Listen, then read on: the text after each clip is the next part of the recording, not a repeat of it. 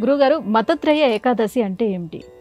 మతత్రయం పేర్లోనే మనకు తెలుస్తుంది. ఏకాదశి అంటే అందరికీ తెలుసు, పరమ పవిత్రమైనటువంటిది, హరివాసరం.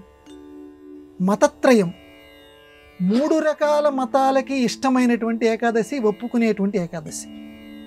దానిని మతత్రయ ఏకాదశి అంటారు.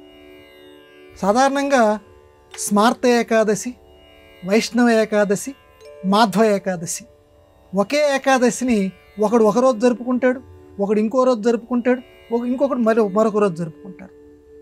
లేదా వీళ్ళిద్దరూ కానీ ఇంకొక రోజు జరుపుతారు, లేదా ఇద్దరు ఒకే రోజు జరుపుకుంటారు. ముగ్గురికి ఒకే సిద్ధాంతం నచ్చదు. ఎందుకంటే వీళ్ళు ఏకాదశిని లెక్క పెట్టేటువంటి పద్ధతులు విభిన్నంగా ఉంటాయి.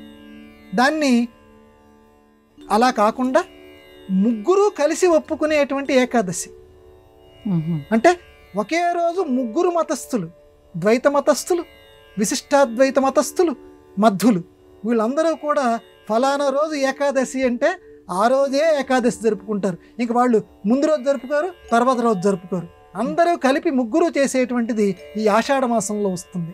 దానిని మతత్రయ ఏకాదశి. అమ్మయ్య, ఇప్పటికి ముగ్గురు కలిశారురా ఒకే ఏకాదశిని, దీని ఏకాదశి అని చెప్పి అందరూ ఒప్పుకుంటున్నారు. అందువల్ల 3 మతాలు కలిసినటువంటిది త్రయ కాబట్టి దీన్ని మతత్రయ ఏకాదశి అని పిలుస్తారు. సరే, ఈ ఏకాదశి నాడు మిగతా ఏకాదశుల్లో ఏ రకమైన నియమాలు పాటిస్తారో ఈ ఏకాదశి నాడు కూడా ఎవరి మతానికి సంబంధించి వాళ్ళు పాటిస్తారు. ప్రధానంగా ఏకాదశి నాడు మనం ఎప్పుడు కూడా విన్నవించుకునేది ఏంటంటే ఉపవాసం. సరే, ఎవరికైతే ఆరోగ్యవంతులో వాళ్ళు ఉపవాసం చేస్తే మంచిది. అనారోగ్యవంతులు ఉపవాసం చేయవలసినటువంటి అవసరమేమీ లేదు. ఇది మన సంప్రదాయం ఎప్పుడూ కూడా బలవంతం పెట్టదు.